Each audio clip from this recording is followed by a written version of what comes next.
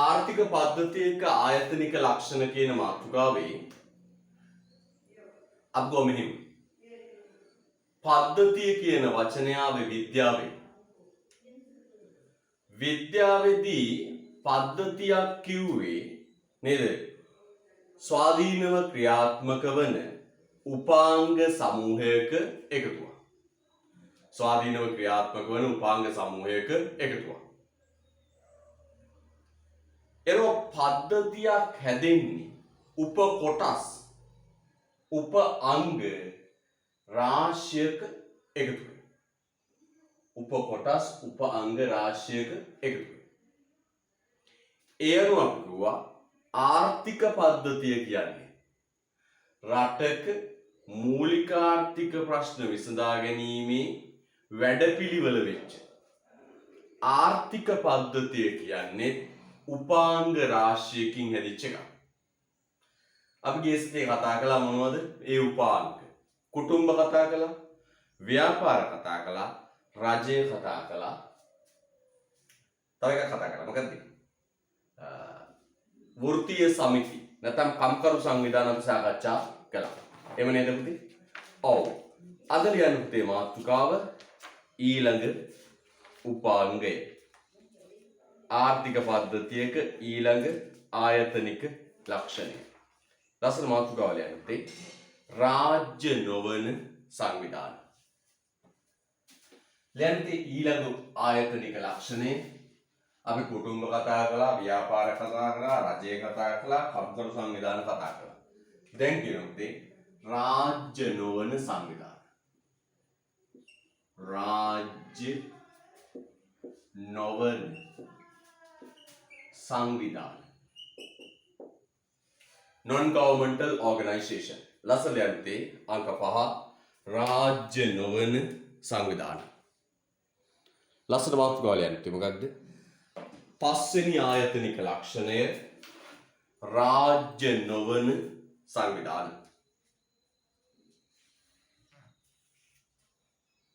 right. රාජ්‍ය නොවන සංවිධාන. අපි දන්නවා පුතේ රාජ්‍ය නොවන වචනම පැහැදිලිනේ. ආණ්ඩුවට අයිති නොවන සංවිධාන. හරිද? රාජ්‍ය නොවන සංවිධාන. ආණ්ඩුකෝද? පුතා මේ ආයතන අහලා තියෙනව නේද? ජාත්‍යන්තර වශයෙන් ගත්තොත් මේ ආයතන රතු කුරුස සංවිධානය. Red cross. ඔව්. මොනවද පුතේ රතු කුරුස සංවිධානයේ කරන්නේ? පුතට මතක ඇර යුද්ධ වේලාවේදී ඒ යුද්ධෙදී පීඩාවට පත්වන සාමාන්‍ය ජනතාවගේ සුභ සිද්ධිය වෙනුවෙන් ආරක්ෂාව වෙනුවෙන් පෙනී ඉන්දිය කවුද පුතේ? රතු කුරුස සංවිධානය. රොටරි සමාජය, සිංහ සමාජය නේද? දැන් පුතා ගම තම පුතාලේ ගමේ තියෙන ග්‍රාම සංවර්ධන සමිතිය, මිතුරු සමාජ මේවත් මොනවද? රාජ්‍ය නොවන සංවිධාන. පැහැදිලිද? පුතේ රාජ්‍ය නොවන සංවිධාන විශාල වශයෙන් ක්‍රියාත්මක වෙනවා. පැපරල් සංවිධානය කියයි ඡන්දේ කාලෙට නේද? අන්න ඒක. ඒතර මේ රාජ්‍ය නොවන සංවිධාන සිංහ සමාජය, රතු කුරුසය, පැපරල් සංවිධානය, රොටරි සමාජය මේ වගේ සංවිධාන වලට අපි කියනවා රාජ්‍ය නොවන සංවිධාන. පුතේ මේ රාජ්‍ය නොවන සංවිධාන අපි කෙටි නමක් කියන මොකක්ද? non-governmental organization NGO. NGO කියවම තමයි ගොඩක් වෙලාවට අපි අය දන්නේ. පුතේ මේකයි රාජ්‍ය නොවන සංවිධානයක් කියන්නේ මේකයි. ලාභ ඉපයීමේ අරමුණක් නැහැ. ලාභ ඉපයීමේ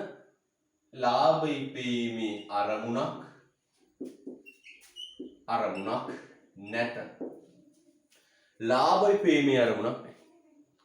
ඒ කියන්නේ ලාභ ඉපයීමේ අරමුණක් තියෙනවා නම් ඒක ව්‍යාපාරයක් නේද? ලාභ ඉපයීමේ අරමුණක් තියෙනවා නම් ඒක ව්‍යාපාරයක්. ලාභ ඉපයීමේ අරමුණක් නැහැ. ගොඩක් වෙලාවට මේ සංවිධාන ක්‍රියාත්මක වෙන්නේ පුතේ සමාජ සුබ සාධන අනුව. සමාජ සුබ සාධන ගොඩක් වෙලාවට මේ සංවිධානවල අරමුණු කාර්යයන් රජයේ අරමුණු හා සමානයි. රජයේ අරමුණු හා සමානයි. දැන් ඔබ දකිනවා මොනවා හරි විපතක් වෙච්ච වෙලාව ගම් වතුර වෙන්න පුළුවන් නේද? නායාමක් වෙන්න පුළුවන්. ඒ අවස්ථාවලට පුතේ මේ රාජ්‍ය නොවන සංවිධාන වලින් මැදිහත් වෙලා ආහාර දෙනවා, සෞඛ්‍ය පහසුකම් දෙනවා නේද? රජය කරන්න ඕන කාර්යභාරය ටිකක් තමයි මේ අය සිද්ධ කරන්නේ. පැහැදිලිද? රජය විසින් කරන්න ඕන කාර්ය ටිකක් තමයි මේ අය උපකාරී කරන්නේ. ඒතර මතක තියාගන්න රාජ්‍ය නොවන සංවිධාන ලාභ ඉපයීමේ අරමුණකින් තොරයි. ඒ වගේම මේවයි අරමුණ ඇත්ත වශයෙන්ම සමාජ සුඛ සාධනය. මේවයි අරමුණු පුතේ රජයේ අරමුණු වලට සමාන්තරයි. මොනවද මේ රාජ්‍ය නොවන සංවිධාන අරමුණු කරගන්නේ? දුප්පත්කම නැති කිරීම, පරිසර සංරක්ෂණය, දුප්පත්කම නැති කිරීම, පරිසර සංරක්ෂණය, ආපදා තත්ත්වවලදී ජනතාව ආරක්ෂා කර ගැනීම, ඒ වගේ රජයේ අරමුණු හා සමාන අරමුණු තමයි මේවට තියෙන්නේ. පුතේ එතකොට රාජ්‍ය නොවන සංවිධානය කිව්වම අපිට පොඩි යහපත් අදහසක් නෙවෙයි ඉන්නේ. හේතුව තමයි පුතේ මේ රාජ්‍ය නොවන සංවිධාන සුබ සාධන පරමාර්ථයෙන් ඇවිල්ලා සමහර වෙලාවට දේශපාලන කටයුතු වල නිරත වෙනවා. දේශපාලන අධිකාරීන් වලට අර අපේ සරල භාෂාවෙන් කඩේ යනවා. හරිද? දේශපාලන අරමුණු අරබයා ක්‍රියාත්මක කරන අවස්ථා තියෙනවා. ඒ නිසා සමාජ සුබ සාධන අරමුණින් තිබුණත් ඇතැම් රාජ්‍ය නොවන සංවිධාන වලට අපේ රට තුල තියෙන පොන්චි විරෝධයක්.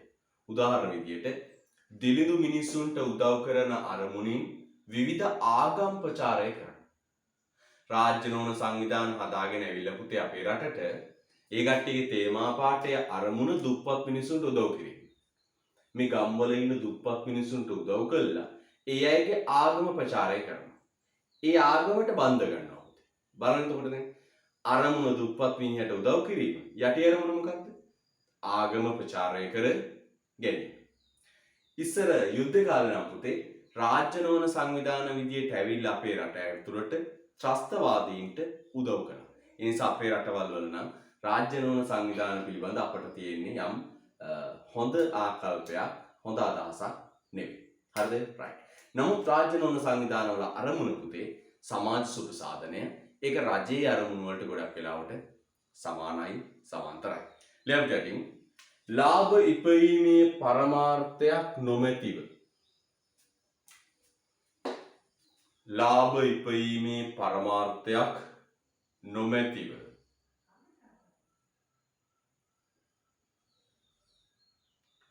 ලාභ ඉපයීමේ පරමාර්ථයක් නොමැතිව.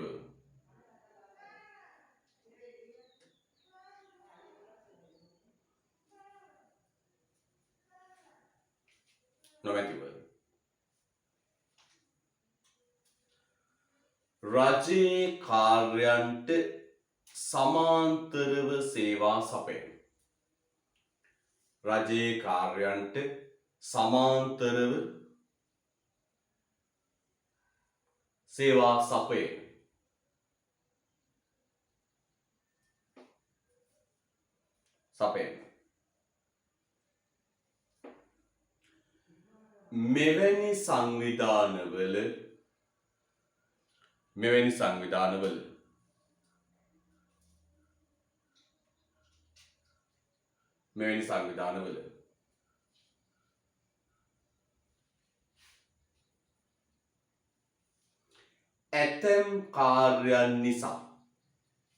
මෙවැනි සංවිධානවල ඇතැම් කාර්යයන් නිසා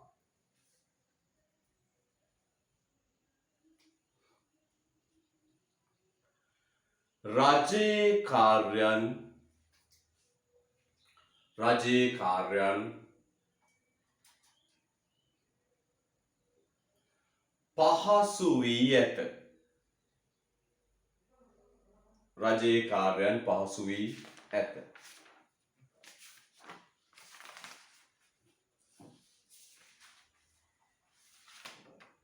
රජයේ කාර්යයන් පහසු වී ඇත.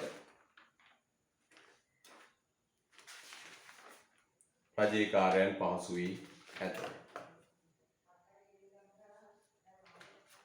හරිද? රජයේ කාර්යයන් පහසු වී ඇත. ඇත්තටම විපතක් වෙච්ච වෙලාවට රාජ්‍ය නොවන සංවිධාන බැහැලා උදව් කරනකොට ආණ්ඩුවට තමන්ගේ කටයුතු කරගන්න පහසු. හරිද? right. පහසු වී ඇත. හොඳයි. රුල කරලියන්ති දෙලිදුකම අඩු කිරීම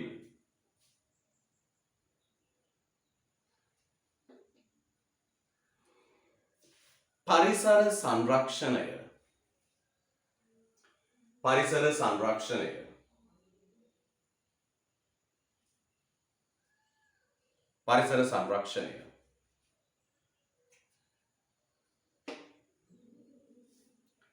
ස්වාභාවික ආපදාවලදී පිහිටවීම. පරිසර සංරක්ෂණය ස්වාභාවික ආපදාවලදී පිහිටවීම.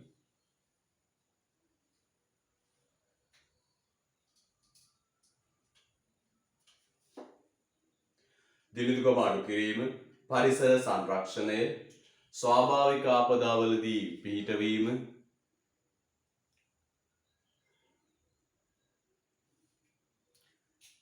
ජාතීන් අතර සහයෝගීතාව වර්ධනය.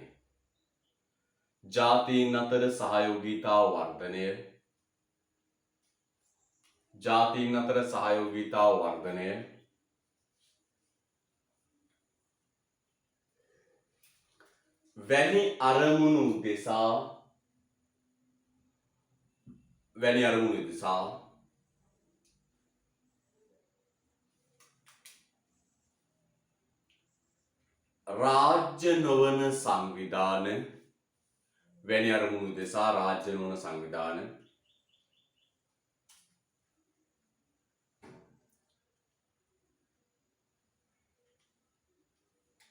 පිහිටුවාගෙන ඇත.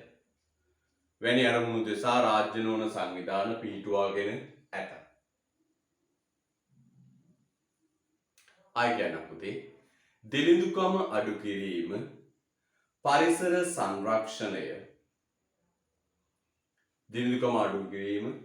සංරක්ෂණය, ස්වාභාවික ආපදාවලදී පිහිටවීම,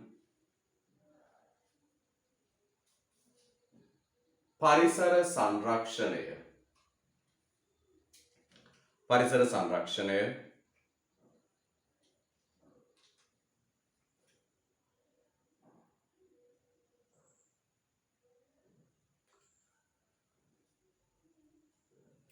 ජාතීන් අතර සහයෝගීතාව වර්ධනය වැනි අරමුණු දෙසා රාජ්‍ය නොවන සංවිධාන පිහිටවාගෙන ඇත.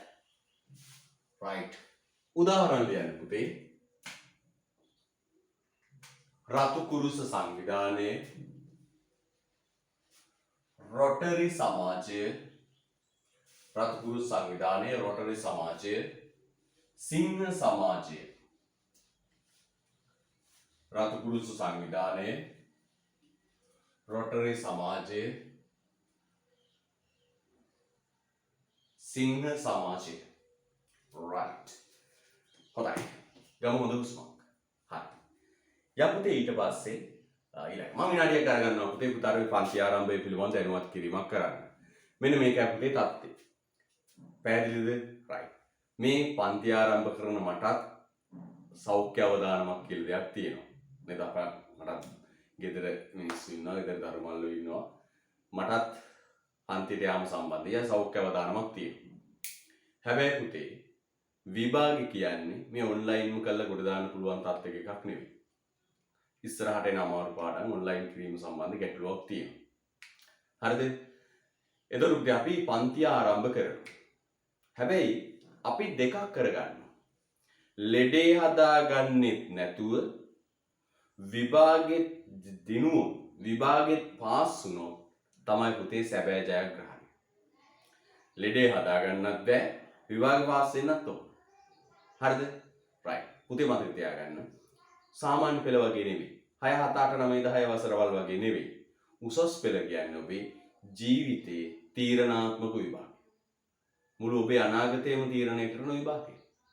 එතකොට මේකත් බරපතලසේ වැදගත් ඔබේ ජීවිතයට. ඒ නිසා අපි එන සතිය තුල පන්ති ආරම්භ කරනවා. හරිද? එන සතිය තුල පන්ති ආරම්භ කරනවා. එතකොට මම දින ටික කියන්නම්.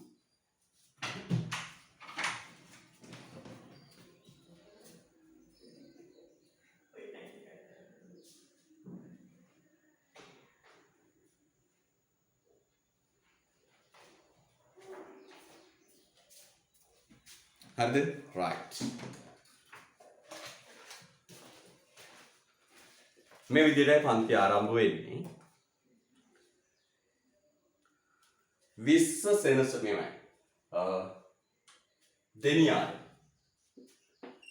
දෙනියාය.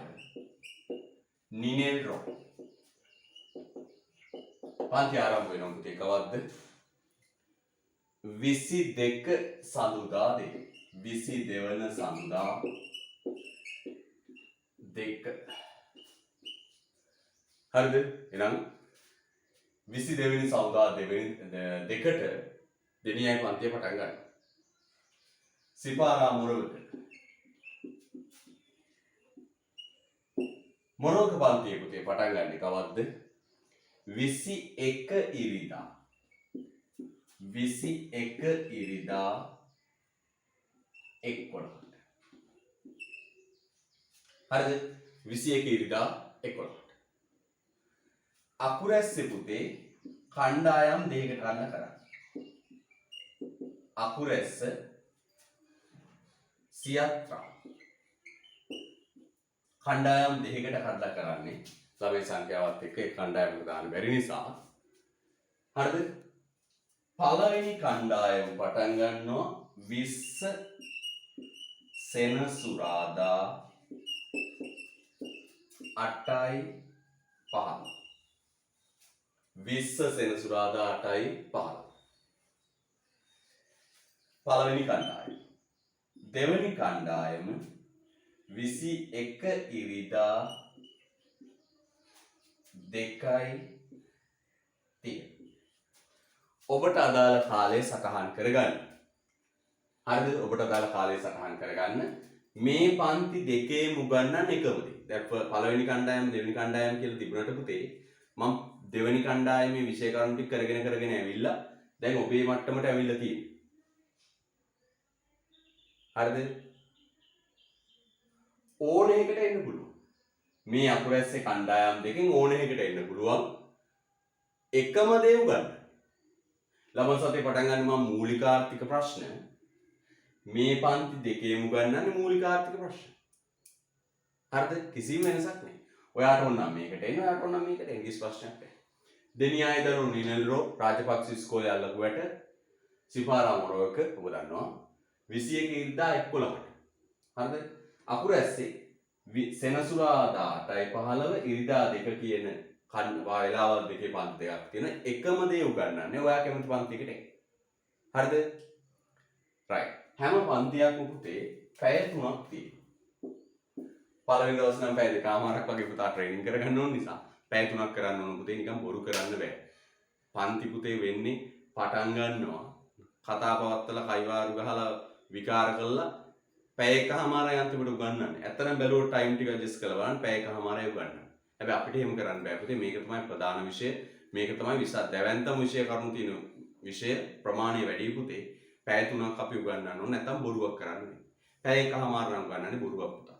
තේරුමක් නැහැ. අපි එහෙමනම් ඉතින් මේ උසස් පෙළ අතහැරලා දාන්න ඕන. මොකද පුතාගේ මේ ජීවිතේ තීරණාත්මක විභාගේ මේක කරනවා හරියටම කරන්න. හරිද? right. මේ ටයිම් ටික. පුතාට ගැටලුවක් තියෙන්නේ ප්‍රවාහනයේ සිටි බස් එකේදී හරි පරිස්සමට එන්න. මාස්ක් දෙකක් දාගන්න. මේ සර්ජිකල් මාස්ක් එකක් තහ අර 95 මාස්ක් එකක් දාගත්තාම 100% හොඳයි. ගොඩාක් ආරක්ෂාවක් තියෙනවා. හරිද? right. ඊට පස්සේ හොඳ ආරක්ෂාවක් තියෙනවා නම් මාස්ක් දෙකක් දාගෙන ඉන්න. පන්ති ඇතුළේදී ඕනම වෙලාවක මාස්ක් එක මාරු කරන්න පුළුවන්. මාස්ක් තියලා තියෙන්නේ. සැනිටයිසර් තියලා තියෙන්නේ. අත සෝදාන්න අවශ්‍ය පහසුකම් පන්ති ඇතුළේ තියලා තියෙන්නේ. ඊට පස්සේ අනිත් කාරණාව පන්ති ඇතුලේ මම උගන්වන හැම ආයතනයකම පුතේ හොඳට ඉඩකඩ පහසුකම් තියෙනවා. දෙනියාය ගත්තත් මොරවක පන්තිය ගත්තත් අකුරැස්ස පන්තිය ගත්තත් හොඳට ඉඩකඩ පහසුකම් තියෙනවා. ඔබ දුරස්ථභාවය ආරක්ෂා කරලා වාඩි කරන්න හැකියාව තියෙනවා. ඔබ ආරක්ෂා වෙන්න ඕන පුතේ ප්‍රවාහනයේදී ඔබට වෛරසයයි කියන තැනදී විතරයි. පැහැදිලිද? ප්‍රවාහනයේදී ඔබ ආරක්ෂා වෙන්න පන්ති ඇතුළේදී ඔබට උපරිම ආරක්ෂාවක් දෙන්න අපි කටයුතු කරනවා. නිසා පුතේ එන්න එහෙනම් මෙන්න මේ කාලවලට පන්තිය පැවැත්වෙනවා. පුතේ මෙහෙම එකක් තියෙනවා. ඔබට පේනවා මේක කල් දාන්න බැරි දිද්දියක් පුතේ. හරිද?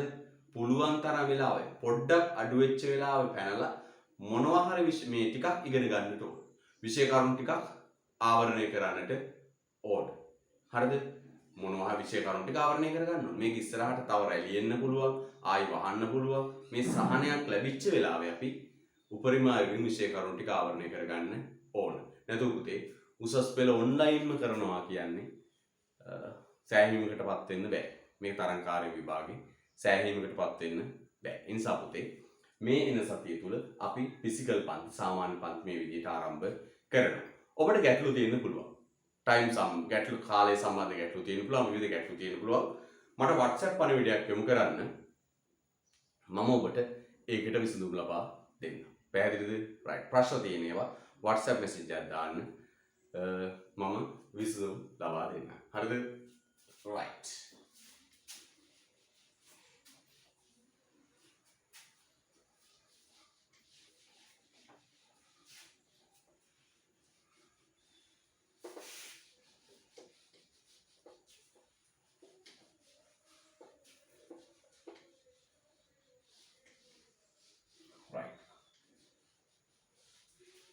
යම් ඊළඟට යන්න පුතේ ආයතනික ලක්ෂණය වෙළඳපොළ අංක 6 ආයතනික ලක්ෂණය කියන්න පුතේ වෙළඳපොළ අංක 6 ආයතනික ලක්ෂණය ලියන්න වෙළඳපොළ වෙළඳපොළ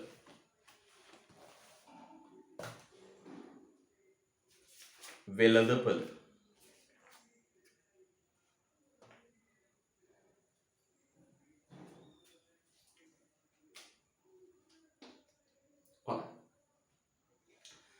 පුතේ වෙළඳපොළ කියන එක ව්‍යාපාර අධ්‍යයනයේදී උගන්වනවා. මම දැන් ව්‍යාපාර අධ්‍යයනයේ නිර්වචන කියන්නම්කෝ. ව්‍යාපාර අධ්‍යයනය කියන මෙන්න මෙහෙම. භාණ්ඩයක් හෝ සේවාවක් හුවමාරු කර ගැනීම සඳහා ගැනුම්කරුවන් හා විකුණුම්කරුවන් අතර ඇතිවන හුවමාරුමය සම්බන්ධය වෙළඳපොළයි. ගැනුම්කරුවන් හා විකුණුම්කරුවන් අතර ඇතිවන හුවමාරුමය සම්බන්ධය වෙළඳපොළයි. ඔව්. පුතේ ඊට වඩා ටිකක් ගැඹුරු නිර්වචනයකට අපි යමු. අපි මේ ගැනුම්කරුවන් හා විකුණුම්කරුවන් අතර හුවමාරුමය සම්බන්ධයක් ඇතිවන ඕනෑම තත්ත්වයක් වෙළඳපොළක් වේ කියලා පුතාට ව්‍යාපාර අධ්‍යයනයේ විශේෂ සරලව නිර්වචනය කරනවා. ඔව්. වෙළඳපොළක දෙන්නෙක් ඉන්නවා පුතේ. කවුද? එක පැත්තකින් ඉන්නවා ගැනුම්කරුවා. අනිත් පැත්තෙන් ඉන්නවා කවුද පුතේ? විකුණුම්කරුවා. ගැනුම්කරුවන් සහ විකුණුම්කරුවන්. මේ ගැනුම්කරුවන් සහ විකුණුම්කරුවන් අතර හුවමාරුමය සම්බන්ධය ගනුදෙනු ඇතිවන ඕනෑම තත්ත්වයකට කියනවා පුතේ නමක්. මොකද කියන්නේ? වෙළඳපොළ. ගැනුම්කරුවන් හා විකුණුම්කරුවන් අතර හුවමාරුමය සම්බන්ධයක් ඇතිවන ඕනෑම තත්ත්වයකට කියනවා පුතේ නම මොකද්ද? වෙළඳපොළ. හරිද? right. අපි අපුතේ නිර්වචනයක් ලියාගෙන අපි එමු. ලියන්න ඇතින්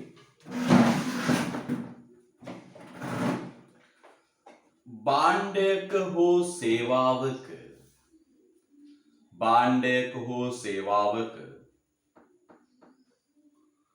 භාණ්ඩයක හෝ සේවාවක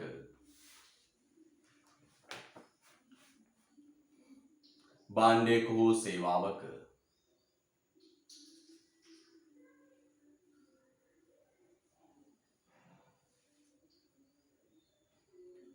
හුවමාරු මිලක් භාණ්ඩයක හෝ සේවාවක හුවමාරු මිලක්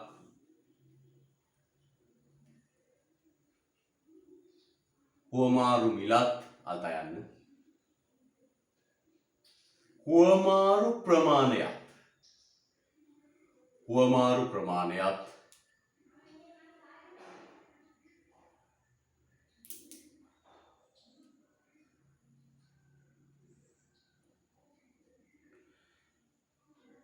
තීරණය කිරීමට හුවමාරු මිලත් හුවමාරු ප්‍රමාණයක් තීරණය කිරීමට ආය කියනවා භාණ්ඩයක හෝ සේවාවක හුවමාරු මිලත් හුවමාරු ප්‍රමාණයක් තීරණය කිරීමට භාණ්ඩයක හෝ සේවාවක හුවමාරු මිලත් හුවමාරු ප්‍රමාණයක් තීරණය කිරීමට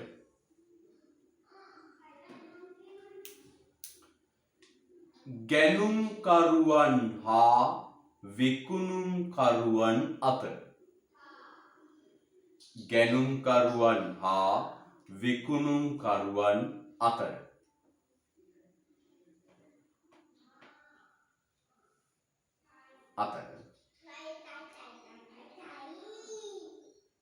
සම්බන්ධතාවක් ඇති කර ගැනීම සඳහා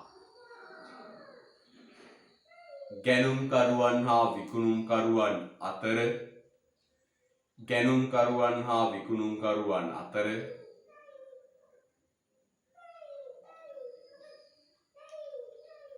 සම්බන්ධතාවක් ඇති කර ගැනීම සඳහා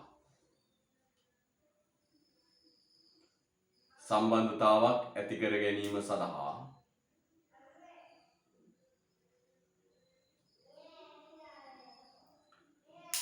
සකසාගෙන ඇති සකසාගෙන ඇති සකසාගෙන ඇති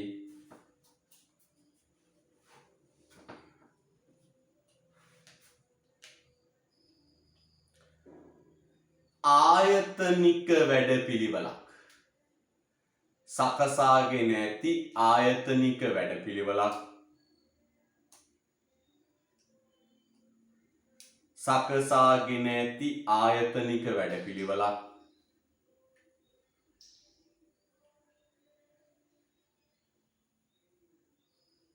සකසාගෙන ඇති ආයතනික වැඩපිළිවෙලක්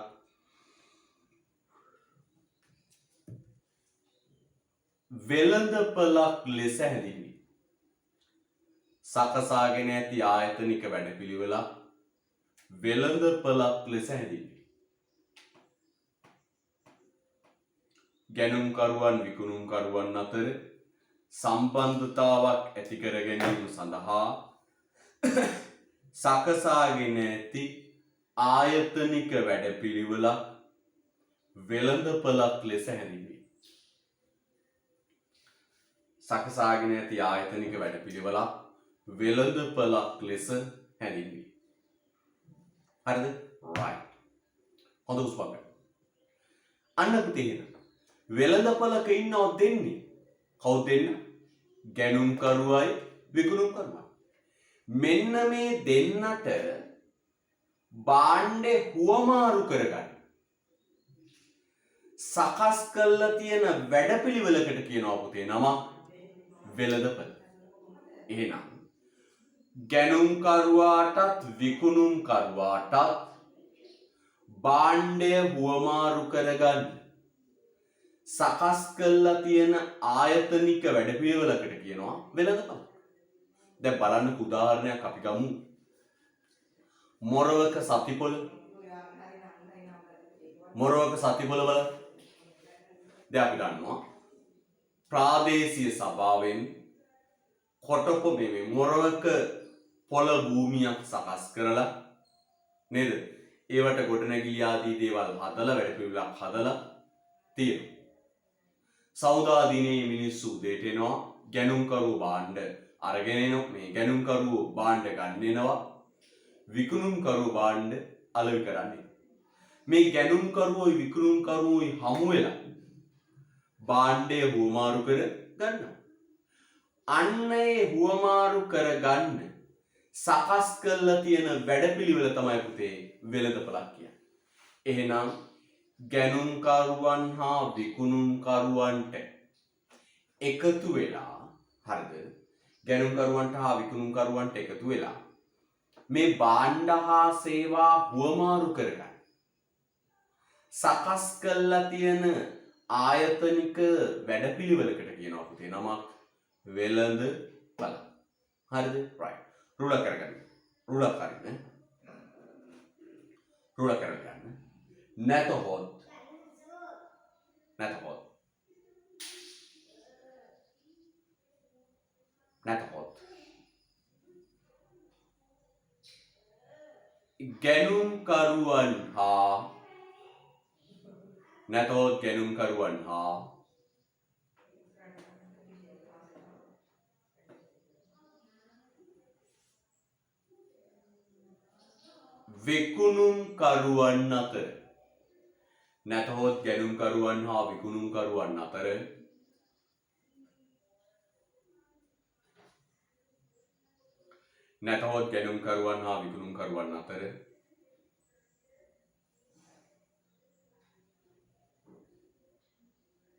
නැතහොත් ගැනුම්කරුවන් හා විකුණුම්කරුවන් අතර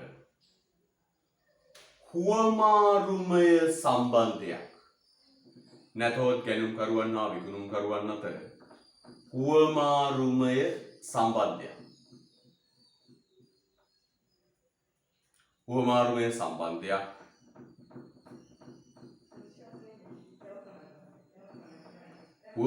සම්බන්ධයක් ඇතිවන ඕනෑම තත්ත්වයක් නැතහොත් ගැනුම්කරුවන් හා විකුණුම්කරුවන් අතර හුවමාරුමය සම්බන්ධයක් ඇතිවන ඕනෑම තත්ත්වයක්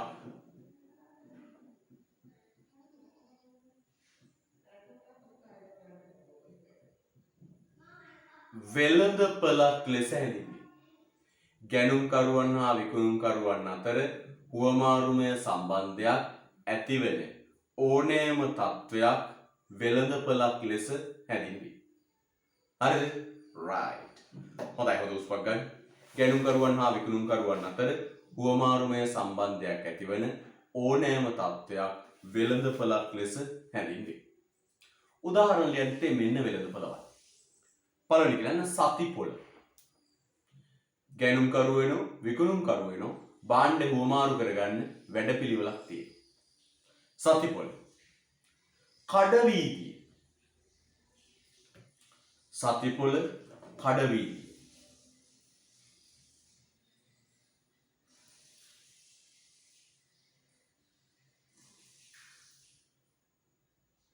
සතිපොළ කඩවීදිය වෙන්දේසි පොළ. සතිපොළ කඩවීදිය වෙන්දේසි පොළ. right. පුතේ ඔය උදාහරණ තුනේදී ගැනුම්කරුවයි විකුණුම්කරුවයි මුණ ගැසෙනවා. සතිපොළේදී, කඩවීදියේදී, වෙන්දේසි පොළේදී ගැනුම්කරුවයි විකුණුම්කරුවයි හමු වෙනවා. මුණ ගැසෙනවා. හැබැයි පුතේ වර්තමානයේ ගැනුම්කරුවයි විකුණුම්කරුවයි මුණ ගැසීමකින් තොරව භාණ්ඩ හා සේවා හුවමාරු වෙනවා. වෙළඳපළවල් ගොඩනැගෙනවා. බලන්නකොනේ. දැන් අපි කියපු සතිපොළ ගැනුම්කරුවයි විකුණුම්කරුවයි හමු වෙනවා. කඩවීදිය ගැනුම්කරුවයි විකුණුම්කරුවයි හමු වෙනවා. වෙන්දේසි පොළ බලන්න වෙන්දේසි කරන තැන නේ අර කියන්නේ ඈවරයි තෑවරයි එහෙම කියන්නේ right. වෙන්දේසි පොළ. වෙන්දේසි පොළේ ගැනුම්කරුවයි විකුණුම්කරුවයි මුණ ගැහෙනවා. හැබැයි පුතේ ගැනුම්කරුවයි විකුණුම්කරුවයි හමු වෙන්නේ නැතිව ගැනුම්කරුවා විකුණුම්කරුවා මුණ ගැසීමක් නැතුවත් වෙළඳපළවල් බිහි වෙනවා. දුරකථනය ඔස්සේ සිදුවන වෙළඳපළ. එතෙන්දි වෙන්නේ මොකද්ද? එතෙන්දි වෙන්නේ ගැනුම්කරුවා දුරකථන ඇමතුමක් දෙනවා කාටද? ගැනුම්කරුවා දුරකථන ඇමතුමක් දෙනවා කාටද? විකුණුම්කරුවා. දුරකථන ඇමතුමක් දීලා භාණ්ඩය ඇනවුම් කරනවා. බලන්න වෙනදී දුරකථන ඇමතුමක් දුන්නා භාණ්ඩය ඇනවුම් කරනවා. ඊට පස්සේ මොකද වෙන්නේ? ඇනවුම් කළා. ඇනවුම් කළාට පස්සේ විකුණුම්කරුවා කරන්නේ මොකක්ද? කියනවා මේ ගිණුම් අංකයක් දෙන්න. බැංකු ගිණුම් අංකයක් හරි ඔය විද්‍යුත් මාධ්‍ය ඔස්සේ සිදුවන ගෙවීම් ක්‍රමයක් හරි දෙන්න. එතකොට මෙයා පුතේ මුදල් ටික මෙයාට ගෙවනවා. මෙයා මොකද කරන්නේ? භාණ්ඩය පාර්සල් කරලා එක්ක කුරියර් සේවාවට ලබා දෙනවා නැත්නම් තැපෑලට ලබා දෙනවා. තැපෑලෙන් භාණ්ඩය ගෙදරට එනවා. ඔන්න වෙන ක්‍රියාදාම. මොකද වෙන්නේ පුතේ? දුරකථනය ඔස්සේ භාණ්ඩය ඇනවුම් කරනවා. භාණ්ඩය ඇනවුම් කළා ගෙවනවා. ක්‍රෙඩිට් කාඩ් එකෙන් හරි ඔය තියෙන ඊසි කෑෂ් හරි නේද? නැත්නම් බැංකු ගිණුමකට සල්ලි දාලා රිසිට් එක යවන්න. නේද? රිසිට් එක ලබා දෙන්න සලස්වනවා. එහෙම කළාට පස්සේ විකුණුම්කරුවා පුතේ භාණ්ඩය තැපෑලට හෝ කුරියර් සේවාවට බාර දෙනවා. භාණ්ඩය ගෙදරට එනවා. මම අහන පුතාගෙන් ගැනුම්කරුවයි විකුණුම්කරුවයි දැක්කද? අඳුරගත්තද? මුකුත් නෑ. තව අන්තර්ජාලය ඔස්සේ සිදුවන ගනුදෙනු. අන්තර්ජාලය ඔස්සේ සිදුවන ගනුදෙනු වලදී වෙන්නේ මෙහෙමයි. කොහොමද පුතේ?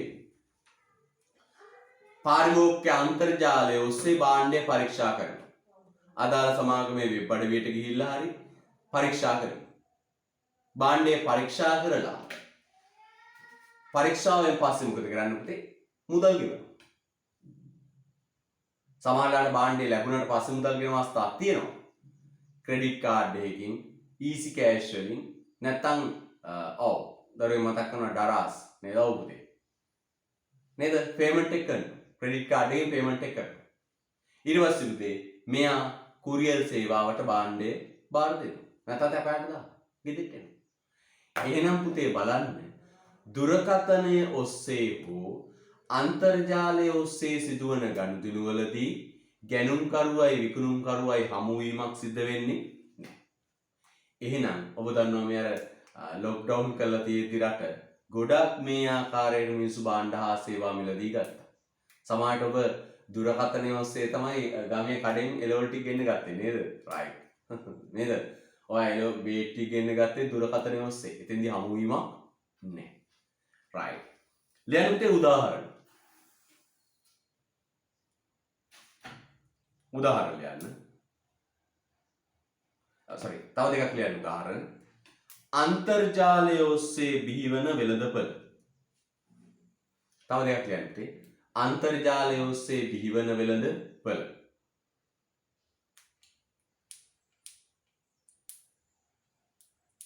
තව ලියන්න පුතේ. දුරකථනය ඔස්සේ බිහිවන වෙළඳපළ. අන්තර්ජාලය ඔස්සේ සිදුවන වෙළඳපළ, දුරකථනය ඔස්සේ සිදුවන වෙළඳපළ.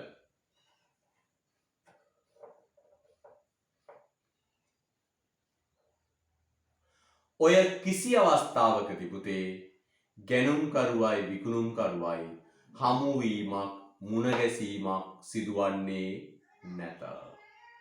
ගැනුම්කරුවයි විකුණුම්කරුවයි හමුවීමක් මුණ ගැසීමක් සිදුවන්නේ නැත. හරිද පුතේ? රයිට්. හොඳයි. ගැනුම්කරුවයි විකුණුම්කරුවයි හමුවීමක් සිද්ධ වෙන්නේ නැහැ. හරිද? රයිට්. හොඳ උස්මක් ගන්න. හොඳයි. ලියන්න දෙයක්.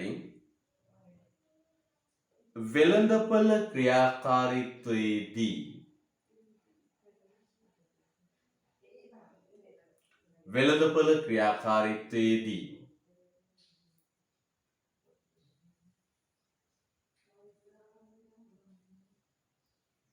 වෙළඳපළ ක්‍රියාකාරීත්වයේදී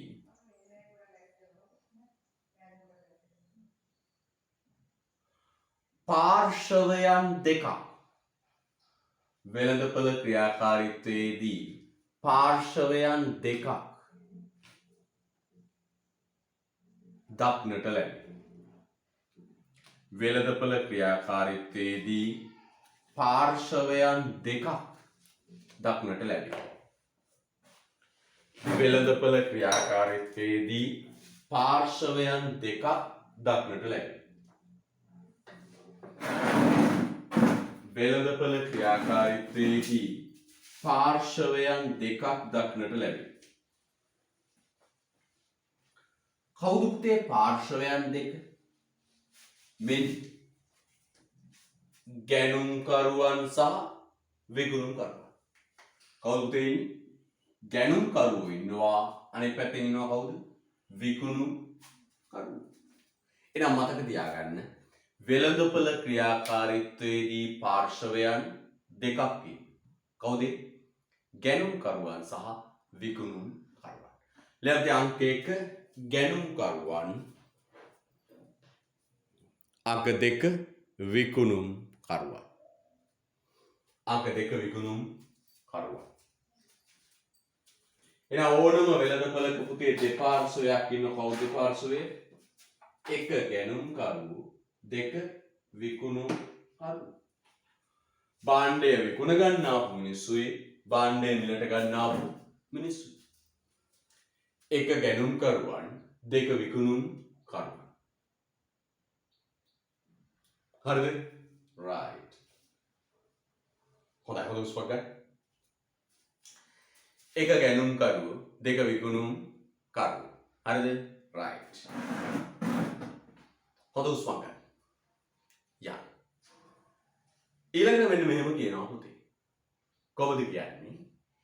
මේ ආර්ථිකයක් තුල ක්‍රියාත්මක වන ප්‍රධාන වෙළඳපළවල් දෙකක් තියෙනවා. ආර්ථිකයක් තුල ක්‍රියාත්මක වන ප්‍රධාන වෙළඳපළවල් දෙකක් තියෙනවා. මම ඒ දෙකක් දාලා පුංචි වර්ගීකරණයක් කරන්න යන්නේ. ලියන්න වාක්‍යයක් රුල කරලා යන්න. ආර්ථිකයක් තුල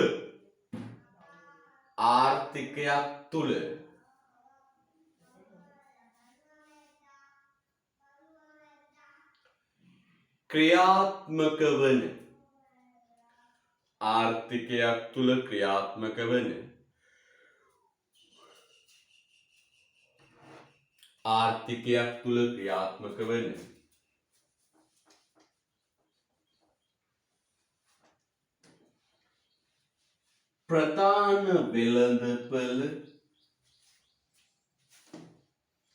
ප්‍රධාන වෙළඳපළ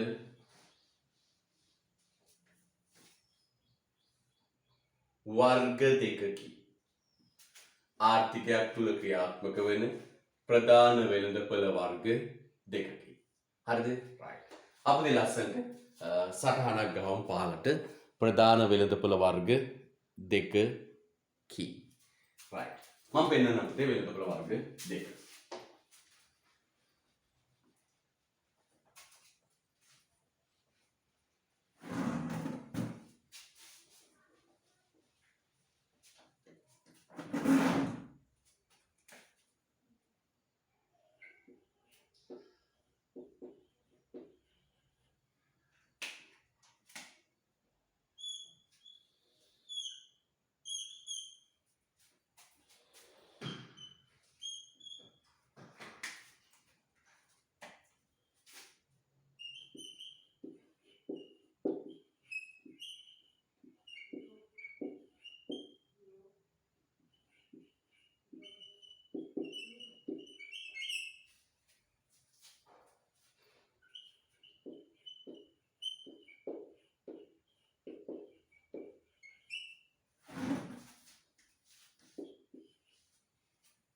බලාගෙන ඉන්න.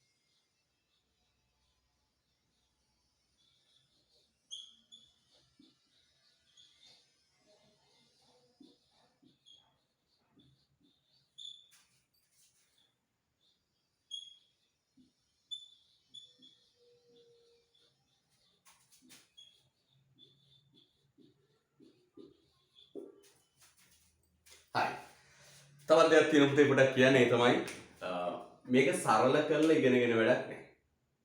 මම පුංචි අභියෝගයකට මුහුණ දෙනවා මේ ටියුෂන් එකේදී තමයි ගොඩක් ගුරුවරු කරන්නේ මේ සරල කරලා උගන්වන එක. හැබැයි සරල කරලා උගන්වලා පුතේ ලෝකේ තරංකාරීන් විභාගයට යන්න බෑ. කැම්පස් යන්න බෑ.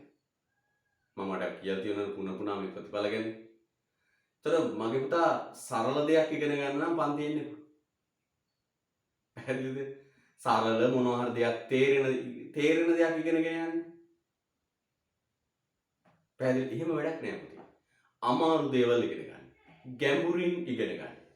අපි යන්නේ ලෝකේ තියෙන තරංකාරීන් විභාගයට. හැමෝම දන්න සරල හැමෝටම තේරෙන සරල යන්තම් මතු පිට තියෙන විෂය කරුණු ටිකක් ඉගෙනගෙන යන්න සූදානම් වෙන්න එපා. එහෙමනම් පුතේ තේරුමක් නැහැ. හරිද? සරල කරුණු උගන්වලා ළමයි ගොඩක් ගොඩ ගහ ගන්න නෙමෙයි අවශ්‍ය කරන්නේ. නිවැරදි දේ උගන්වන්න ඕන. නිවැරදි දේ. විභාගෙට ඕන දේ. විභාගෙට එන මට්ටමේදී පුතට නිතරම පාස් පේපර් ගහලා දෙන්නේ. පුතට මෙවරක් දුන්නා ප්‍රශ්න උත්තර ටියුට් එකක් පිටු 50 ගානක නේද? බලන්න හොඳට මේ සැරේ දීපු ටියුට් එක. ප්‍රශ්නයි උත්තරේ ගහලා දුන්න ටියුට් එකක්. මේ බලන්න. ඔබට මෙවන දුන්නු නිබන්ධනේ. පළවෙනි පාඩමට අදාළ ප්‍රශ්නයි උත්තරේ ගහලා දීලා තියෙනවා. වැඩ පොත් මේ ප්‍රශ්න උත්තර පොත්. ඒතර දරුවට මේකේ MCQ තියෙනවා. ප්‍රශ්න ටික විතරක් ප්‍රශ්න දීලා වැඩක් නැහැ. ප්‍රශ්නෙට අමතරව උත්තරේ දෙන්න. මේ ප්‍රශ්න උත්තර තියෙනවා. ඇයි මේ මෙච්චර සංකීර්ණව කරන්නේ? සංකීර්ණව කරන්නේ. ඉතින් අපි විභාගයකට යන්නේ. අපිට මේ නිකන් පන්තික වාර විභාගයක් ලියන්නේ මේ අපිට තේරුම් මේ සරල දෙයක් තේරුම් ගන්න ගිහින් වැඩක් නැහැ. ඇඩ්වාන්ස් විදිහට ඉගෙන ගන්න. හැම කරුණක්ම ගැඹුරින් ඉගෙන ගන්න. හරිද? එතකොට සරල තැනට ගොඩ දෙනෙක් ඇදෙනවා. හැබැයි ප්‍රතිඵල නැහැ. සංකීර්ණ දේ උගන්වන තැන වැඩි දෙනෙක් ඉන්නේ නැති වෙන්න පුළුවන්. හැබැයි ප්‍රතිඵල තියෙනවා. අපි යන්නේ දැක්මකට අරමුණකට ඒ තමයි විභාගයට අවශ්‍ය විෂය කරුණු දෙන එක. ළමයට තේරෙන ටිකක් උගන්වන එක නෙවෙයි. හරිද? ඒක හොඳට මතක තියාගන්න ඕනේ. ඔන්ලයින් එකෙත් එහෙමයි, ෆිසිකල් පන්ති පටන් ගත්තත් එහෙමයි. සංකීර්ණ දේවල් උගන්වනවා. පුංචිවත් කරනවා කතා අරින්නේ. නොතේරෙන තැනක් තියෙනවා නම් ඒක පුන අහලා ඉගෙන ගන්න එක ඔබේ වගකීම. නොතේරෙන දෙයක් තියෙනවා නම් පුන ආයෙ සැරයක් මගෙන් අහලා ඉගෙන ගන්න එක ඔබේ වගකීම. මම මගේ වගකීම හරියට විෂය නිර්දේශය ආවරණය කර. ඒතකොට ලේසි කරුණු ටික තෝරගන්න එක නෙමෙයි. මේ බලන්න. වෙළඳපොළ පුතේ ප්‍රධාන කොටස් දෙකකට බෙදෙනවා. මොකද කොටස් දෙක? භාණ්ඩ හා සේවා වෙළඳපොළ. සාධක වෙළඳපොළ. පුතේ භාණ්ඩ හා සේවා වෙළඳපොළේ ගැනුම්කරුවෝ වෙන්නේ කුටුම්බ. විකුණුම්කරුවෝ වෙන්නේ ව්‍යාපාර. සාධක වෙළඳපොළේ ගැනුම්කරුවෝ ව්‍යාපාර, විකුණුම්කරුවෝ කුටුම්බ. ඒ දෙක මාරු වෙනවා. භාණ්ඩ හා සේවා සඳහා හුවමාරු මිලක් ප්‍රමාණයක් තීරණය වේ. භාණ්ඩ හා සේවා සඳහා හුවමාරු මිලක් ප්‍රමාණයක් තීරණය වේ. මෙතන කියනවා පුතේ නිෂ්පාදන සාධක සඳහා හුවමාරු මිලක් ප්‍රමාණයක් තීරණය වේ. භාණ්ඩ හා සේවා සඳහා හුවමාරු මිලක් ප්‍රමාණයක් තීරණය වේ. නිෂ්පාදන සාධක සඳහා මිලක් ප්‍රමාණයක් තීරණය වේ. හුවමාරු මිලක් ප්‍රමාණයක් තීරණය වේ. හුවමාරු මිලක් ප්‍රමාණයක් තීරණය වේ. ඊට පස්සේ භාණ්ඩ හා සේවා වෙළඳපොළෙන් තමයි තීරණය වෙන්නේ නිෂ්පාදකයාගේ ආදායම. සාධක වෙළඳපොළෙන් තමයි තීරණය වෙන්නේ නිෂ්පාදකයාගේ පිරිවැය.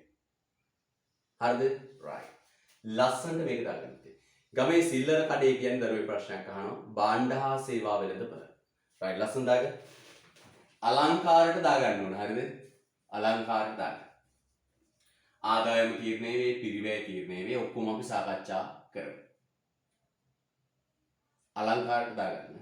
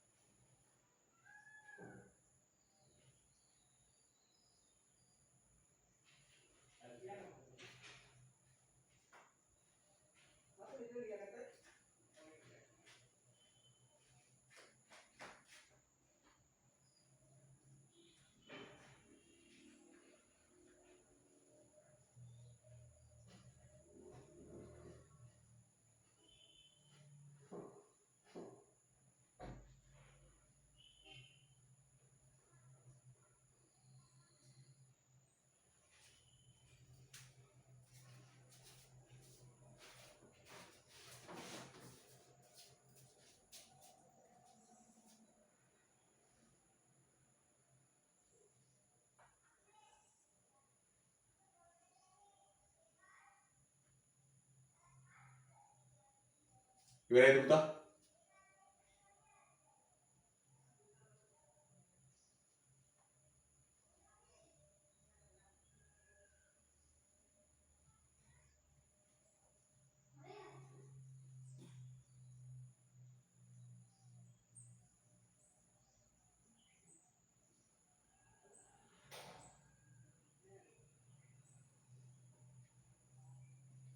හරි. රයිට්. එහෙනම් මොකද මම කියන්න ඉස්සෙල්ලා මෙන්න මෙහෙමයි වෙන්නේ. අපි අනුමාත්‍රිකා වශයෙන් අරගෙන සාකච්ඡා කරමු. දැන් ටිකක් ඉස්සෙල්ලා කරා මෙන්න වෙළඳපොළ ප්‍රධාන කොටස් දෙකයි. පළවෙනි එක භාණ්ඩ හා සේවා වෙළඳපොළ. දෙවෙනි එක නිෂ්පාදන සාධක වෙළඳපොළ. අපි අර කතා කරපු භූමියේ ශ්‍රමයේ ප්‍රාග්ධනයේ ව්‍යවසාය භූමාරු වන සාධක වෙළඳපොළ. එක භාණ්ඩ හා සේවා වෙළඳපොළ. දෙක සාධක වෙළඳපොළ. හරිද? රයිට්. පුතේ භාණ්ඩ හා සේවා වෙළඳපොළේ ගැනුම් කරුවේ භාණ්ඩේ ගන්න එන්නේ කොටුන් නැත්නම් පවුලේ. භාණ්ඩ විකුණන්නේ ව්‍යාපාර. භාණ්ඩ ගන්නේ කුටුම්බ, විකුණන්නේ ව්‍යාපාර. හරිද? ତොර මේ භාණ්ඩ හා සේවා වෙළඳපොළේ ගැනුම්කරුවෝයි විකුණුම්කරුවෝයි එකතු වෙලා භාණ්ඩෙට හුවමාරු මිලක් සහ ප්‍රමාණයක් තීරණය කරනවා. හුවමාරු මිලක් සහ ප්‍රමාණයක් තීරණය කර ගන්න. හරිද? එතකොට පුතේ නිෂ්පාදකයන්ට තමන්ගේ ආදායම තීරණය වෙන්නේ කොහෙද පුතේ? මේ භාණ්ඩ හා සේවා වෙළඳපොළේ. එළවලු නිෂ්පාදකයාගේ ආදායම එයාගේ අතට හම්බෙන සල්ලි ප්‍රමාණය තීරණය වෙන්නේ පුතේ මොකෙන්ද? මේ භාණ්ඩ හා සේවා වෙළඳපොළ. භාණ්ඩ හා සේවා වෙළඳපොළ. තේරෙනවද පුතේ? right. ඒවා සාධක වෙළඳපොළ. නිෂ්පාදන සාධක මොනවද? භූමිය, ශ්‍රමය, ප්‍රාග්ධනය, ව්‍යවසාය. මේවා හුවමාරු වන වෙළඳපොළ සාධක වෙළඳපොළ. සාධක වෙළඳපොළේ ගැනුම්කරුවෝ වෙන්නේ ව්‍යාපාර. ව්‍යාපාරිකයෝ නිෂ්පාදකයෝ තමයි සාධක ඉල්ලන්නේ. ව්‍යාපාරිකයෝ නිෂ්පාදකයෝ තමයි සාධක ඉල්ලන්නේ. මොකටද? නිෂ්පාදන කටයුතු වලට. පුතා දැකලා තියෙනවනේ යද්දි සේවක ඇබෑතු ඇත කියලා කොලයක් ගහලා තියෙනවා කඩවල. නේ? සේවක ඇබෑතු ඇත. තව මේ පස්සේ කියනවා ලොරි රථ අවශ්‍යව තිබේ. ඒව ගහලා තියෙනවා දැකලා තියෙනවා. ඒතර ව්‍යාපාරිකයෝ සාධක ඉල්ලනවා. නිෂ්පාදන ව්‍යාපාර ආයතන සාධක ඉල්ලනවා. මොකටද? භාණ්ඩ හා සේවා. ඔබ දැකලා ඇති රෙදි කඩාගෙන යනකොට ගහලා තියෙනව නේද? සේවක සේවිකා බෑර්තු ඇත. ගාමන්ට් වල බෝඩ් දැකලා ඇති නේ පාරවල් අයින ප්‍රජායිත් කණුවල ගහලා තියෙනනේ. සේවිකාවන් බදවා ගනු ලැබේ. එන සාධක වෙළඳපොළේ ගැනුම්කරුවෝ වෙන්නේ ව්‍යාපාර. සාධක සපයන්නේ කවුද? කුටුම්බ. විකුණුම්කරුවෝ කුටුම්බ. ශ්‍රමිකයෝ ඉන්නේ කුටුම්බවල, ගෙවල් වල. නේද? කුටුම්බ සතුව තමයි සාධක තියෙන්නේ. ඒ සාධක විකුණනවා කාටද? ව්‍යාපාරවලට. එහෙනම් කුටුම්බ තමයි සාධකවල සැපයුම් කරුවෝ, විකුණුම් කරුවෝ. ව්‍යාපාර තමයි සාධකවල ගැනුම් කරුවෝ. භාණ්ඩ වෙළඳපොළේ ගැනුම් කරුවෝ කුටුම්බ, විකුණුම් කරුවෝ ව්‍යාපාර. සාධක වෙළඳපොළේ ගැනුම් කරුවෝ ව්‍යාපාර, විකුණුම් කරුවෝ කුටුම්බ. හරිද? එතකොට පුතේ මේ බලන්න හොඳට. නිෂ්පාදන සාධක සඳහා හුවමාරු මිලක් ප්‍රමාණයක් තීරණය වේ. නිෂ්පාදන සාධක සඳහා හුවමාරු මිලක් ප්‍රමාණයක් තීරණය වේ. අන්න පුතේ මතක තියාගන්න. භාණ්ඩයක් හදන්න යන පිරිවැය, භාණ්ඩයක් හදන්න යන වියදම තීරණය වෙන්නේ සාධක වෙළඳපොළ. භාණ්ඩයක් හදන්න යන පිරිවැය තීරණය වෙන්නේ කොහෙද පුතේ? සාධක වෙළඳපොළ. භාණ්ඩයක් හදන්න යන වියදම තීරණය වෙන්නේ සාධක වෙළඳපොළේ. හොඳට මතක තියාගන්න. ආදායම තීරණය වෙන්නේ මොන වෙළඳපොළෙන්ද? භාණ්ඩ හා සේවා වෙළඳපොළේ. පිරිවැය තීරණය වෙන්නේ, වියදම තීරණය වෙන්නේ සාධක වෙළඳපොළේ. අනුමාතෘකාව ලියන්න පුතේ. භාණ්ඩ හා සේවා වෙළඳපොළ. අනුමාතෘකාව ලියන්න භාණ්ඩ හා සේවා වෙළඳපොළ.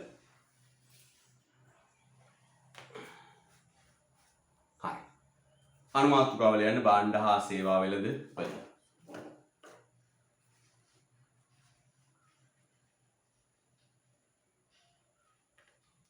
භාණ්ඩ හා සේවා වෙළඳපොළ.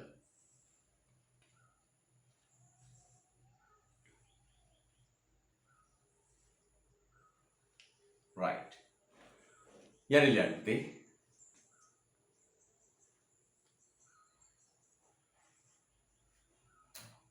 අවශ්‍යතා උවමනා ඉටු කර ගැනීම සඳහා අවශ්‍ය අවශ්‍යතා උවමනා ඉටු කර ගැනීම සඳහා අවශ්‍ය අවශ්‍යතා උවමනා ඉටු කර ගැනීම සඳහා අවශ්‍ය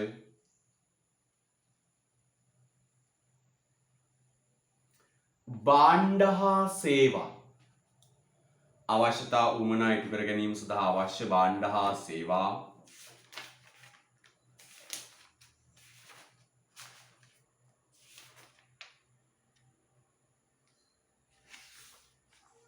හුවමාරු වන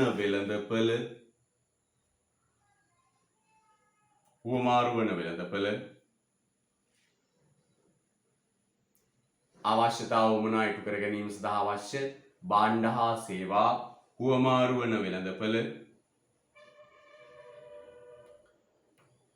භාණ්ඩ හා සේවා වෙළඳපොළයි. භාණ්ඩ හා සේවා වෙළඳපොළයි. භාණ්ඩ හා සේවා වෙළඳපොළයි.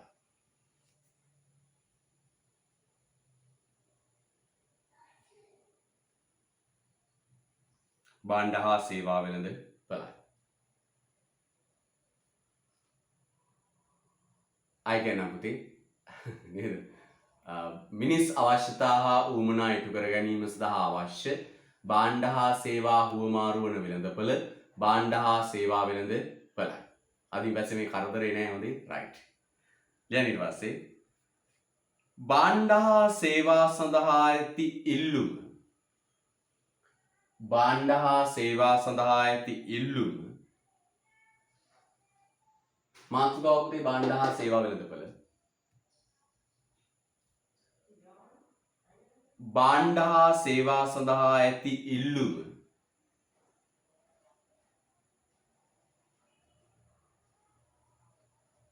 හා සැපයුම මත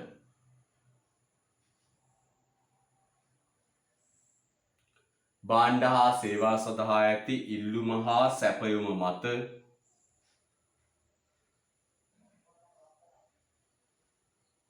භාණ්ඩ හා සේවා සඳහා ඇති ඉල්ලුම හා සැපයුම මත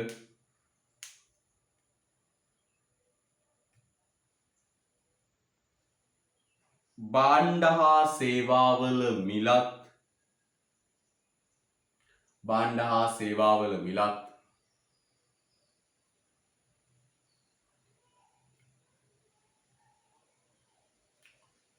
හුවමාරු කෙරෙන ප්‍රමාණයත් භාණ්ඩ හා සේවාවල මිලත් හුවමාරු කෙරෙන ප්‍රමාණයත් හුවමාරු කරන ප්‍රමාණයත්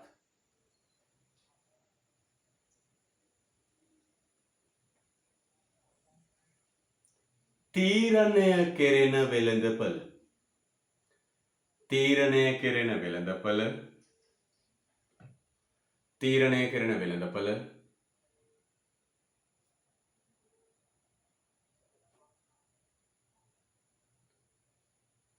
භාණ්ඩ හා සේවා වෙළඳපොළයි. තීරණය කෙරෙන වෙළඳපොළ භාණ්ඩ හා සේවා වෙළඳපොළයි. තීරණය කෙරෙන වෙළඳපොළ භාණ්ඩ හා සේවා වෙළඳපොළයි. මායි මුලින්දලම කියනවා පුතේ බලන්න මිනිස් අවශ්‍යතා හා ඌමනා ඉටු කර ගැනීම සඳහා අවශ්‍ය භාණ්ඩ හා සේවා හුවමාරු වන වෙළඳපොළ භාණ්ඩ හා සේවා වෙළඳපොළයි. භාණ්ඩ හා සේවා සඳහා ඇති ඉල්ලුම හා සැපයුම මත භාණ්ඩ හා සේවාවල මිලත් ඒවායින් හුවමාරු කෙරෙන ප්‍රමාණයත් තීරණය කෙරෙන වෙළඳපොළ භාණ්ඩ හා සේවා වෙළඳපොළයි. right. රූලර් කැරර රතු පෑන අතර ගන්න පුතේ.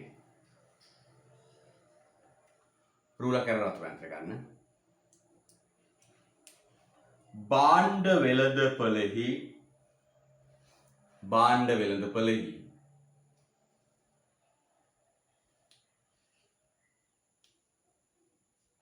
භාණ්ඩ වෙළඳපොළෙහි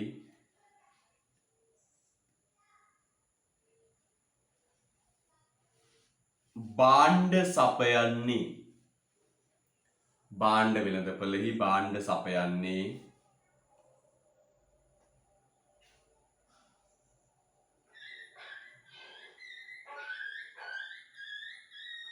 නිෂ්පාදන ආයතන වන අතර භාණ්ඩ වෙළඳපොළෙහි භාණ්ඩ සපයන්නේ නිෂ්පාදන ආයතන වන අතර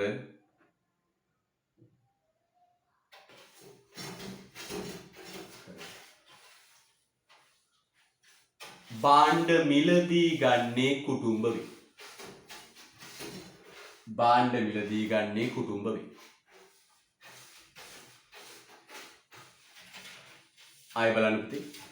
භාණ්ඩ හා සේවා වෙළඳපොළෙහි භාණ්ඩ සපයන්නේ නිෂ්පාදන ආයතන වන අතර භාණ්ඩ මිලදී ගන්නේ කුටුම්බ වේ. ආයෙ කියනවා භාණ්ඩ සේවා වෙළඳපොළෙහි භාණ්ඩ සපයන්නේ නිෂ්පාදන ආයතන වන අතර භාණ්ඩ මිලදී ගන්නේ කුටුම්බ වේ. රූලර් කැරලා පුතේ ලියන්න සාමාන්‍ය පෑනෙන්. රූලර් කරලා ලියන්න. නිෂ්පාදකයන්ගේ අතට එන මුදල් නේද? නිෂ්පාදකයන්ගේ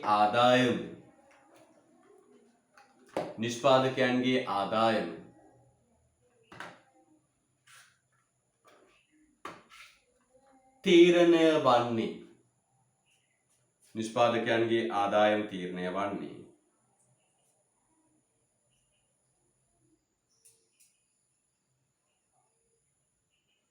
භාණ්ඩ හා සේවා වෙළඳපළ තුලින්. තීරණය වන්නේ භාණ්ඩ හා සේවා වෙළඳපළ තුලින්. භාණ්ඩ හා සේවා වෙළඳපළ තුලින්. ආදායම තීරණය වන්නේ භාණ්ඩ හා සේවා වෙළඳපළ තුලින්. අය කියන්නම්. නිෂ්පාදකයන්ගේ ආදායම තීරණය වන්නේ භාණ්ඩ හා සේවා වෙළඳපළ තුලින්. නිෂ්පාදකයන්ගේ ආදායම තීරණය වන්නේ භාණ්ඩ හා සේවා වෙළඳපළ තුලින්. හරිද? right. හොඳයි. එහෙනම් මෙච්චරයි මතක තියාගන්න ඕන. භාණ්ඩ හා සේවා හුවමාරු වන වෙළඳපළ, භාණ්ඩ හා සේවා වෙළඳපළ. ගැනුම්කරුව කුටුම්බ, විකුණුම්කරුව ව්‍යාපාර.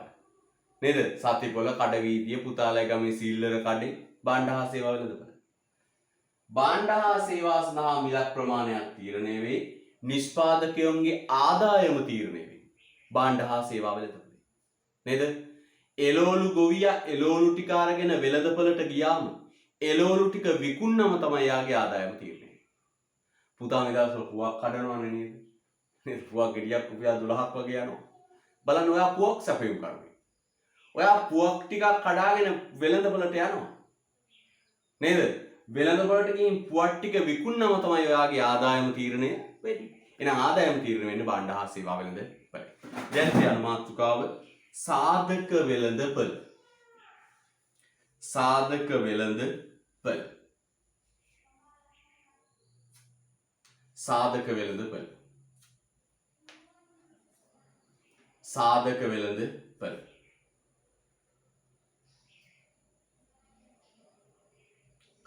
එයට ලියන්න.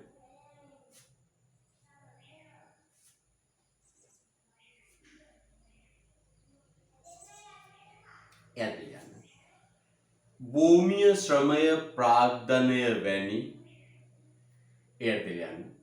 භූමිය ශ්‍රමය ප්‍රාග්ධනය වැනි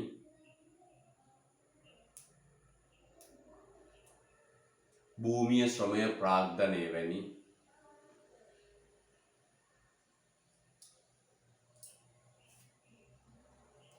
නිෂ්පාදන සාධකයක භූමිය ශ්‍රමය ප්‍රාග්ධනය වැනි නිෂ්පාදන සාධකයක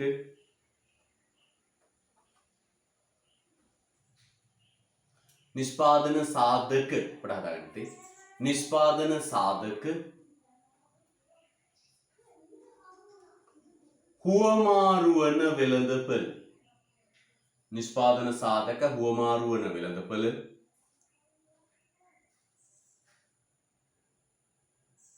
සාධක වෙළඳපළයි. භූමිය ශ්‍රමය ප්‍රාග්ධනය වැනි නිෂ්පාදන සාධක හුවමාරු වන වෙළඳපළ සාධක වෙළඳපළයි. අන්න භූමිය ශ්‍රමය ප්‍රාග්ධනය ව්‍යවසාය වගේ සාධක හුවමාරු වන වෙළඳපළ සාධක වෙළඳපළයි. හරිද? මෙම වෙළඳපළ තුලදී මෙම වෙළඳපළ තුලදී මෙම වෙළඳපළ තුලදී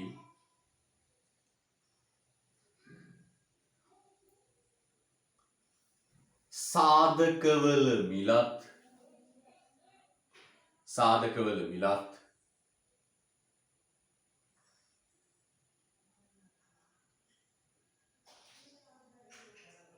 හුවමාරු ප්‍රමාණයක් සාධකවල මිලත් හුවමාරු ප්‍රමාණයක් සාධකවල මිලත් හුවමාරු ප්‍රමාණයක් තීරණය වේ. සාධකවල මිලත් හුවමාරු ප්‍රමාණයක් තීරණය වේ. සාධකවල මිලත් හුවමාරු ප්‍රමාණයක් තීරණය වේ. සාධකවල මිලත් හුවමාරු ප්‍රමාණයක් තීරණය වේ. හරිද? right. මේ වෙළඳපොළ තුල සාධකවල මිලත් හුවමාරු ප්‍රමාණයක් තීරණය වේ. හරිද? right. යමු ඊට පස්සේ මෙන්න ගැනුම්කරුව ව්‍යාපාර විකුණුම්කරුව කුටුම්බ කියලා කියමු. ලියන්නේ සාධක වෙළඳපොළේ සාධක වෙළඳපොළේ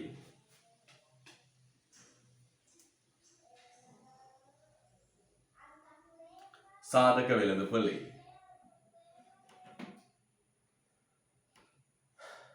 සාධක වෙළඳපොළේ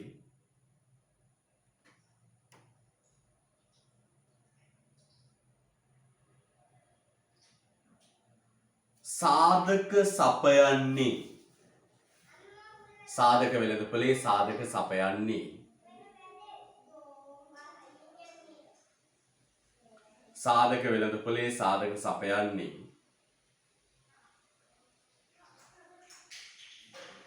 කුටුම්බ වන අතර සාධක වෙළඳපොළේ සාධක සපයන්නේ කුටුම්බ වන අතර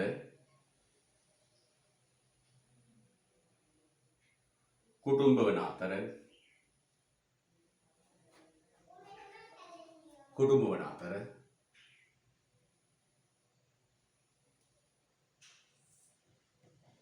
සාධක මිලදී ගන්නේ සාධක වෙළඳපොළේ සාධක සපයන්නේ කුටුම්බ වන අතර සාධක මිලදී ගන්නේ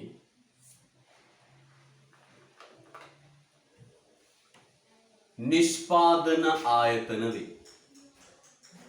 සාධක මිලදී ගන්නේ නිෂ්පාදන ආයතන වේ. සාධක මිලදී ගන්නේ නිෂ්පාදන ආයතන වේ.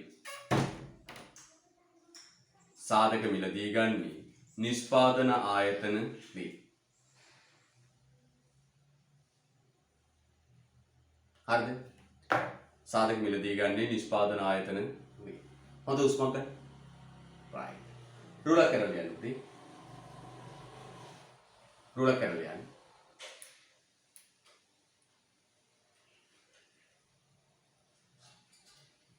නිෂ්පාදකයන්ගේ පිරිවැය නිෂ්පාදකයන්ගේ පිරිවැය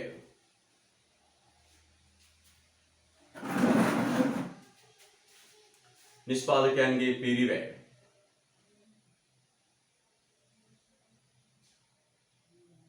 තීරණය වන්නේ නිෂ්පාදකයන්ගේ පිරිවැය තීරණය වන්නේ නිෂ්පාදකයන්ගේ පිරිවැය තීරණය වන්නේ සාධක වෙළඳපොළ තුලින් සාධක වෙළඳපොළ තුලින් හරිද? සාධක වෙළඳපොළ තුලින් නිෂ්පාදකයන්ගේ පිරිවැය තීරණය වන්නේ සාධක වෙළඳපොළ තුලින්.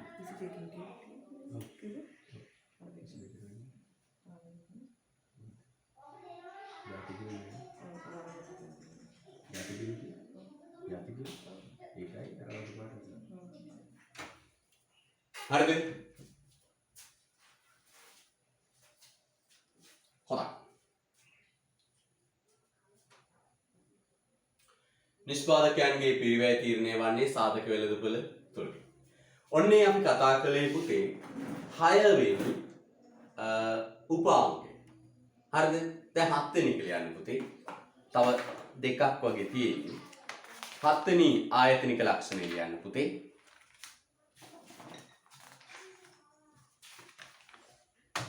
सानुबल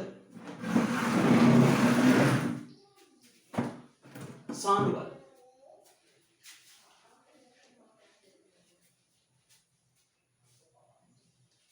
හතර කියන්නේ සානුබල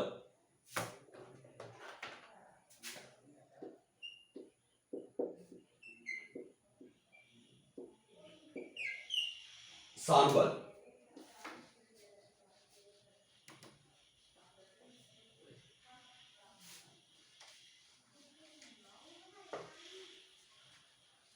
सानुबल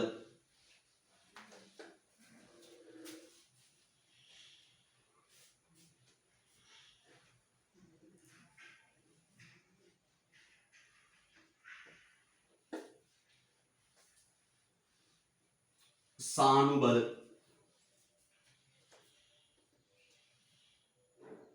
right. සානුබල කියන්නේ මොකක්ද? අනේ සිංහල වචනයක්. සානුබල කියන්නේ පුතේ අපට දාමුදු තේරුම් පොඩ්ඩක්. අඳුරේ ගහම මැසේජ් කරන්න බලන්න. සානුබල කියන්නේ මොකක්ද? තේරුම සානුබල. මැසේජ් කරන්න බලන්න දරුවෙක්. අන්න සිංහල දන්න දරුවෙක් සිංහල පාස්සේ නේද? බලන්න සානුබල කියන වචනේ තේරුම දන්නවද කියලා. සානුබල බලන්න තේරුම දන්නවද කියලා. දිරිගැන්වීම. හොඳයි. පොළඹවනවා. හොඳයි. ආව පුතේ ඒ වචන හරි. සානුබල කියන්නේ පුතේ පොළඹවනවා කියන එක. පොළඹවනවා කියන එක. අනුබල දෙනවා කියන එක. පොළඹවනවා කියන එක අනුබල දෙනවා කියන එක. හරිද? එහෙනම් සානුබල කියන්නේ මොකක්ද? රටේ ආර්ථික කාරක ආර්ථික කටයුතු වලට පොළඹවන්නේ මොකෙන්ද කියන්නේ? රටේ ආර්ථික කාරක ආර්ථික කටයුතු වලට පොළඹවන්නේ තල්ලු කරන්නේ අනුබල දෙන්නේ මොකෙන්ද කියන්නේ? මම උදට පුංචි උදාහරණයක් ගන්නම්කෝ. රටේ ආර්ථික කාරක ආර්ථික කටයුතු වලට පොළඹවන්නේ මොකෙන්ද කියන්නේ? සානුබල කියන්නේ පොළඹවන්නේ මොකෙන්ද කියන්නේ? රටේ ආර්ථික කාරක ආර්ථික කටයුතු වලට පොළඹවන්නේ තල්ලු කරන්නේ මොකෙන්ද කියන්නේ? මම අහනවා පුතාගෙන් මෙන්න මේ ප්‍රශ්නේ. සරලව එක් තැනකින් පටන් ගමු. පුතාලා ඉස්කෝලේ විදුහල්පතිතුමා පුතාලගේ ආදරණීය විදුහල්පතිතුමා උදේ පාන්දර ඇවිල්ලා ඉස්කෝලේ ඇරලා හරිද? ඉස්කෝලේ ඇරලා පාසලේ කටයුතු පටන් ගන්න පොළඹවන්නේ කවුද? කවුද පොළඹවන්නේ? යන්නේ ඉස්කෝලේට ගිහිල්ලා ඉස්කෝලේ ඇරලා ඉස්කෝලේ ළමයින්ට ගෙන ගන්න පුළුවන් තත්ත්වයට හදලා දෙන්න කියලා පොළඹවන්නේ කවුද? පවුල නෙවෙයි පුතා. පොළඹවන්නේ කවුද? ළමයි කියන පවුල කියලා. විදුහල්පතිතුමාගේ බිරිඳ. නෑ. පොළඹවන්නේ කවුද? මෙන්න මෙයා. පොළඹවන්නේ රජය විසින් මෙයාට දීලා තියෙන නියෝගය. රජය දීලා තියෙන මොකද්ද පුතේ? රජයේ සේවකයාට නියෝගයක්. මොකද්ද නියෝගය? උදේ 6 වෙද්දි ඉස්කෝලේ ඇරලා ඉස්කෝලේ දරුවන්ට ඉගෙනීමට සුදුසු දැයි පරීක්ෂා කර බැලිය යුතුයි කියලා රජය විසින් දීලා තියෙන මොකද්ද? නියෝගය. අන්න විදුහල්පති කියන රජයේ සේවකයා වැඩ කරන්න පෙළඹුණේ මොකක් නිසාද? රජය විසින් දීපු නියෝගයක් නිසා. මට පේනවා පාරේ පොලිස් නිලධාරියෙක් රථ වාහන අසුරුවනවා. හරිද? එයාට ඒ කාර්ය කරන්න පෙළඹෙව්වේ කවුද? සානුබලය මොකක්ද? පෙළඹෙව්වේ කවුද? අනුබල දුන්නේ කවුද?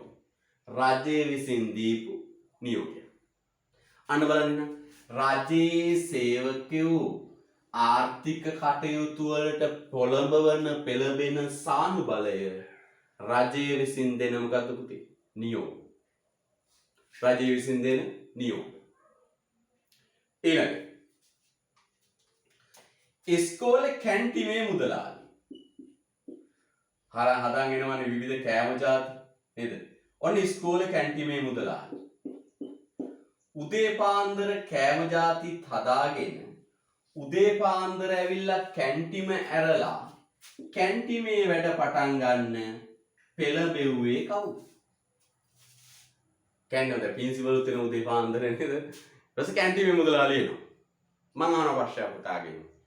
ප්‍රින්සිපල් එව්වේ ආණ්ඩුව දීපු නියෝගය. ප්‍රින්සිපල් උදේ පාන්දර ඇවිල්ලා මේ වැඩ පටන් ගන්න පෙළඹෙව්වේ රජය විසින් දීපු නියෝගය. රජය දීපු නියෝගය.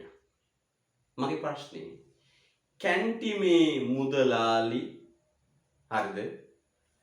උදේ පාන්දර ඇවිල්ලා කෑම જાති හදාගෙන ඒ කැන්ටි මාරින්න පෙළඹෙව්වේ කවුද? කවුද සානුබලය? ලාභය බොහොම හොඳයි. ලක්ෂිකා දෙව්මිනි නේද? ලාභය. පෙළඹෙව්වේ කවුද? ලාභය. අන්න පුතේ. ඔන්න ඔවට කියනවා සානුබලය. සරලව තේරුම් ගන්න. ආර්ථිකයේ ඇතුලේ ඉන්න ආර්ථික කාරකවලට ආර්ථික කාරක තම තමන්ගේ ආර්ථික කටයුතු වලට පොළඹවන්නේ මොකෙන්ද කියන එකයි සානුබල කියන එක අදහස.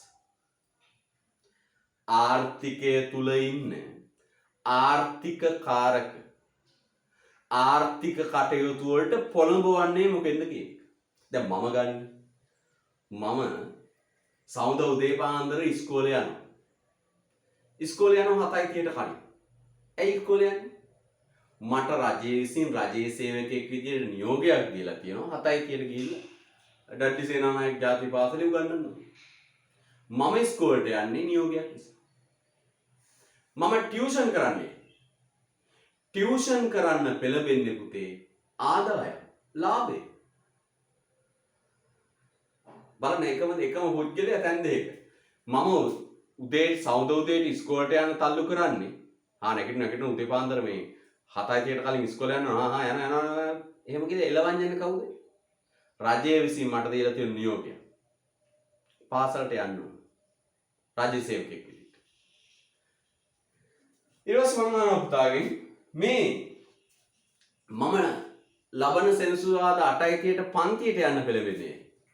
පන්තියට යන්න පෙළඹෙන්නේ ලාභ ගන්න, ආදායම් උපයන්න. පැහැදිලිද? අන්න පුතේ සානුබල කියලා අපි ගත්ත කොටසක්. සානුබල කියන්නේ ආර්ථිකයේ ඉන්න ආර්ථික කාරක මේ ආර්ථිකයේ කටයුතු කරන අය ආර්ථික කටයුතු වලට පොළඹවන්නේ මොකෙන්ද කියන්නේ? පෙළඹෙන්නේ මොකෙන්ද කියන්නේ? රාජ්‍ය සේවකයෝ තම තමන්ගේ කටයුතු වලට පෙළඹෙන්නේ ලාභ ගන්න. රජයේ විසින් දීපු නියෝග වල නිසා. රජයේ දීන නියෝග හැම රජයේ සේවකයටම නියෝග කරලා තියෙන රජය මේ කාර්ය කරන්නේ. ඒ නියෝග නිසා තමයි ඒ කටයුතු කරන්නේ. හැබැයි පෞද්ගලිකංශේ ව්‍යාපාරිකයෝ නිෂ්පාදන කටයුතු කරන්නේ මොකටද? ලාභ ගන්න. රයිට් ලියන්න තියටින් ආර්ථික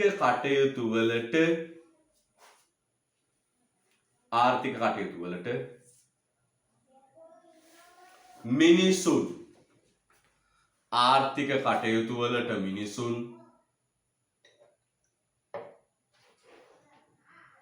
ආර්ථික කටයුතු වලට මිනිසුන් පොළඹවන දෑ ආර්ථික කටයුතු වලට මිනිසුන් පොළඹවන දෑ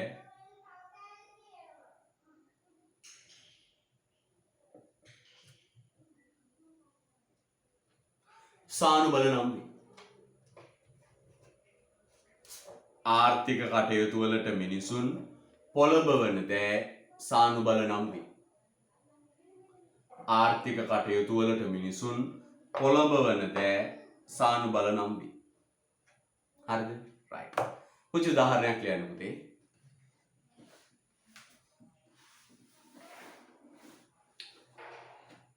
ආර්ථික කටයුතු සඳහා මිනිසුන් පොළඹවන දෑ සානුබල නම් වේ. යටි දෙලියන්න පුතේ. පෞද්ගලිකංශේ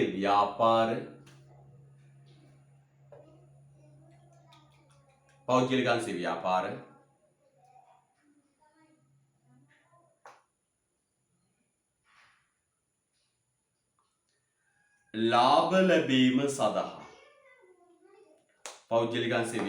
ලාභ ලැබීම සඳහා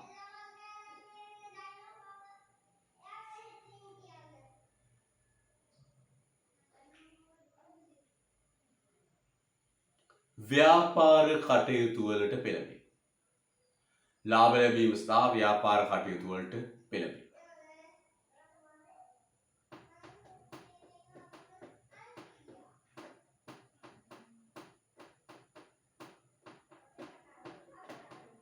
ලාභ ලැබීම සඳහා ව්‍යාපාර කටයුතු වලට පෙළඹේ.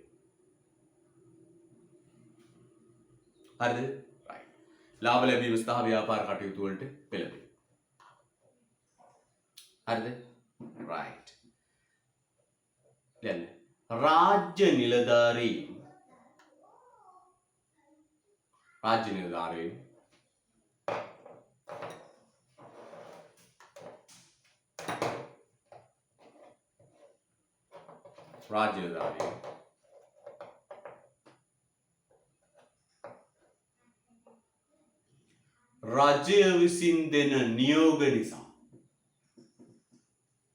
රජය විසින් දෙන නියෝග නිසා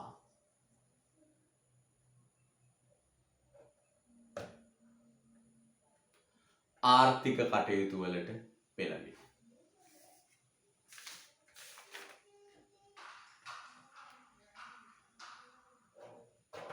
හරිද?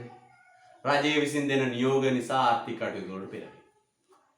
අන්න රාජ්‍ය නිලධාරීන් රජය විසින් දෙන නියෝග නිසා ආර්ථික කටයුතු වලට පෙළඹෙන. දැන් තව දෙකක් තියෙනවා. ඒ දෙක නම් වැදගත් නෑ පුතේ. සරලයි. අපි වාක්‍ය ලියාගෙන යන්න. ඊළඟට යන්න පුතේ. නෛතික ව්‍යුහය.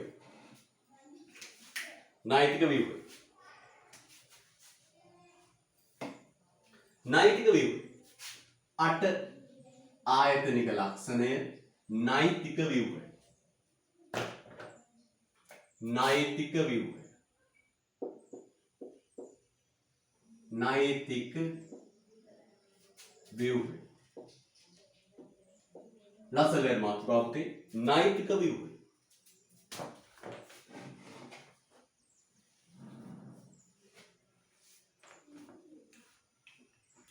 right. නෛතික ව්‍යුහය කියන්නේ මොකක්ද? රටේ තියෙන නීති රීති පද්ධතිය. නේද? රටක තියෙන නීති රීති පද්ධතිය. මට පොඩ මැසේජ් එකක් දාන්න දරුවෙක්. පුරවැසි කරපු දරුවෙක්. රටේ තියෙන මූලික නීතියට නමක් කියනවා. මූලික නීති පොතට නමක් කියනවා. මැසේජ් කරපු දැන් මේකේ රටක තියෙන නීති රීති පද්ධතිය තමයි නෛතික ව්‍යුහය කියන්නේ. රටක තියෙන නීති රීති පද්ධතිය.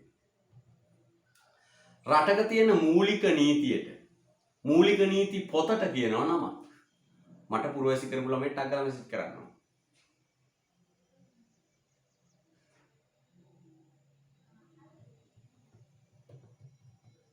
වමදයි හෂිනි ආණ්ඩුක්‍රම ව්‍යවස්ථාව.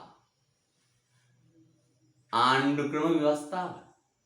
අන්න පුතේ රටේ තියෙන තවත් වැදගත් ආයතනික ලක්ෂණයක් තමයි පුතේ නීති රීති පද්ධතිය. මේ මිනිසුන් විසින් මිනිසුන් උදෙසා නිර්මාණය කරගත්ත නීති රීති පද්ධතිය. නීති රීති පද්ධතිය. අන්න රටේ පුතේ මිනිසුන් උදෙසා මිනිසුන් නිර්මාණය කරගත් හදාගත් නීති රීති තියෙනවා. අන්න ඒකට කියන නෛතික ව්‍යුහය. ලියන්න යටින් සමාජය තුල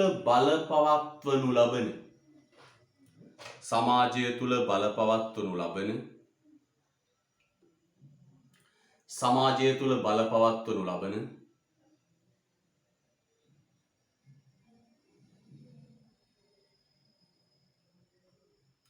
නීති රීති පද්ධතිය.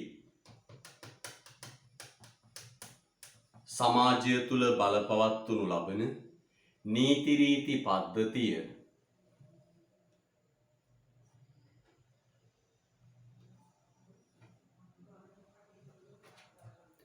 නෛතික ව්‍යුහය ලෙස හැඳින්වේ. සමාජය තුල බලපවත්වනු ලබන නීති රීති පද්ධතිය නෛතික ව්‍යුහය ලෙස හැඳින්වේ.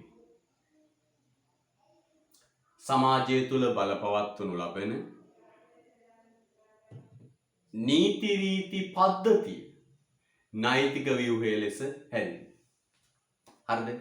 නෛතික ව්‍යුහය ලෙස හැඳින්වේ. හැම රටකම පුතේ නීති රීති පද්ධතියක් තියෙනවා. ඒ නීති රීති පද්ධතිය කියන්නේ ආර්ථික පද්ධතියේ කොටසක්. නේද? එහෙම නැතුව පුතේ මිනිස්සුන්ට ඕන විදියට හිතුවක්කාරී ලෙස අත්නෝමතිකව වැඩ කරන්න දෙන්නේ නැහැ. නීති රීති පද්ධතියක් තියෙනවා. right? yeah. ඊළඟ අවසාන කියලා යන්නේ පුතේ. සිරිත් විරිත් සම්ප්‍රදායන් හා සංස්කෘතිය. සිරිත් විරිත් සම්ප්‍රදායන් හා සංස්කෘතිය. 9 වෙනි කියන අවසානයේ පුතේ. සිරිත් විරිත්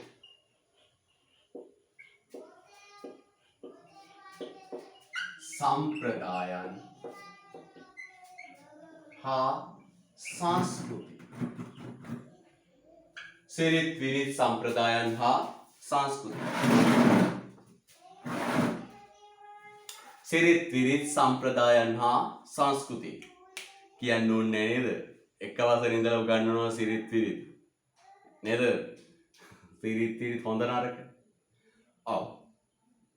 පොතේ හැම ආර්ථික පද්ධතියක් ඇතුළෙම සිරිත් විරිත් කියලා දේවල් තියෙනවා. සම්ප්‍රදායන් තියෙනවා. සංස්කෘතීන් තියෙනවා. නේද? සිරිත් විරිත් තියෙනවා. අපි ගාව තියෙන සිරිත් විරිත් නේ වැඩිහිටියන්ට සැලකීම නේද?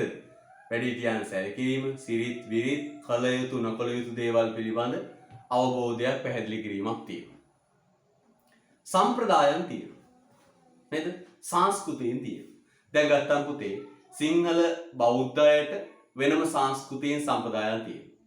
සිංහල ක්‍රිස්තියානි අයට වෙනම සංස්කෘතීන් සම්ප්‍රදායන් තියෙනවා. දමිළ ජනතාවට වෙනම සංස්කෘතියක් තියෙනවා. තයිපොංගල් උත්සවය, ඒ අය හින්දු ආගම අදහන්නේ, ගවයා දේවත්වයෙන් සලකනවා. මුස්ලිම් අයට වෙනම සංස්කෘතියක්, වෙනම ඇඳුමක් නේද? වෙනම ඇඳුමක්, වෙනම භාෂාවක් නේද? ඔය හිස් පළඳනාවක් පිරිමි කෙනෙක් නම්, ගැහැණු කෙනෙක් නම් වෙනම ඇඳුමක් තියෙනවා. අන්න ඒවත් පුතේ ආර්ථික පද්ධතියක ආයතනික ලක්ෂණ. එක එක ජාතීන්ට අනන්‍ය වූ සංස්කෘතිය, ආගම්, කෑම බීම, ආහාර රටා, ඇඳුම් පැළඳුම් තියෙනවා. ඒවත් පුතේ අපි කියනවා සංස්කෘතින් සම්ප්‍රදායන්. ඒවත් ආර්ථික පද්ධතියක තියෙන උපලක්ෂණයක්. දැන් සරලව ගත්තොත් පුතේ ඒකත් ආර්ථිකයට බලපෑම් කරනවා. මුස්ලිම් අයගේ කෑම බීම රටා වෙනස්. දමිළ ජනතාවගේ කෑම බීම රටාව වෙනස්. අපේ කෑම බීම රටාව වෙනස්. ඇඳුම් දෙමළ සිංහල මුස්ලිම් ඇඳුම් රටාව වෙනස්. පුතා දන්නේ සරලව කියලා දෙන්න ඕනේ නැහැ.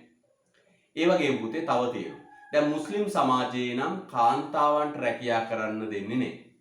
ශරියා නීතිය තියෙන රටවල් වල නම් පුතේ මුස්ලිම් සමාජයේ පිරිමි අය විතරයි වැඩ කරන්නේ, කාන්තාවන් රැකියා කිරීමක් සිදු කරන්නේ නැහැ.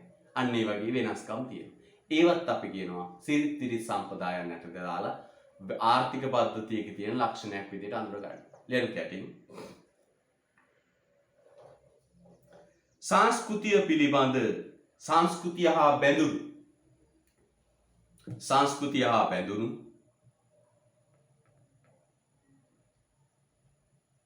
සංස්කෘතිය හා බැඳුණු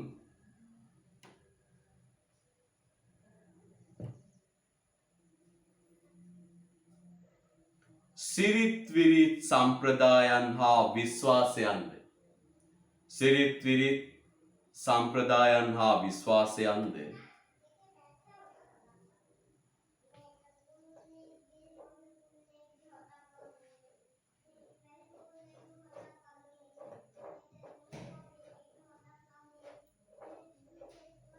සිරිත් විරිත් සම්ප්‍රදායන් හා විශ්වාසයන්ද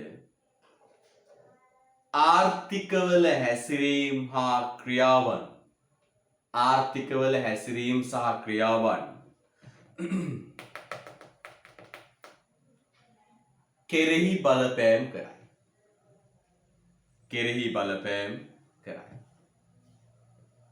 කෙරෙහි බලපෑම් කරයි. සංස්කෘතිය හා බැඳුණු සිරිත් විරිත් සම්ප්‍රදායන් විශ්වාසයන්ද ආර්ථිකවල හැසිරීම් හා ක්‍රියාවන් කෙරෙහි බලපෑම් කරයි. ආයි කියන්නම්. සංස්කෘතිය හා බැඳුණු සිරිත් විරිත් සම්ප්‍රදායන් හා විශ්වාසයන්ද ආර්ථිකවල හැසිරීම් හා ක්‍රියාවන් කෙරෙහි බලපෑම් කරනු ලබයි. සංස්කෘතිය හා බැඳුණු සිරිත් විරිත් සම්ප්‍රදායන් විශ්වාසයන් ආර්ථිකවල හැසිරීම් හා ක්‍රියාවන් කෙරෙහි බලපෑම් කරනු ලබයි. එහෙනම් පුතේ මෙන්න අපි කිව්වා ආර්ථික පද්ධතිය කතා කරන්නේ. පද්ධතියක් කියන්නේ උපාංග රාශියක එකතුවක්. පොඩි පොඩි ගැජට් කෑලි රාශියක එකතුවක්. අපිව පද්ධතියක් කියන්නේ කෑලි ගොඩක එකතුවක්. ඊට පස්සේ කිව්වා මේ රටක ආර්ථික පද්ධතියක් කෑලි ගොඩක එකතුවකින් ඇදිච්ච එකක්. මොනවද ඒ කෑලි? අපිව කෑලි 9ක් තියෙනවා. ඒ 9 අපි මතක් කරමු. නම් කරන්න මතක තියාගන්න පුතේ. මොකක්ද? කුටුම්බ, ව්‍යාපාර, රජය, කම්කරු සංවිධාන, රාජ්‍ය නොවන සංවිධාන, වෙළඳපොළවල්, සානුබල, සිරිත් සම්ප්‍රදායන් හා සංස්කෘතිය. කටිය කියවල කුටුම්බ, ව්‍යාපාර, රජය, කම්කරු සංවිධාන, රාජ්‍ය නොවන සංවිධාන, වෙළඳපොළවල්, සානුබල, සංස්කෘතීන්, සිරිත් සම්ප්‍රදායන්. හරිද පුතේ? right. එහෙනම් මේ අවසන් කළේ ආර්ථික පද්ධතියක ආයතනික ලක්ෂණ කියන කොටස.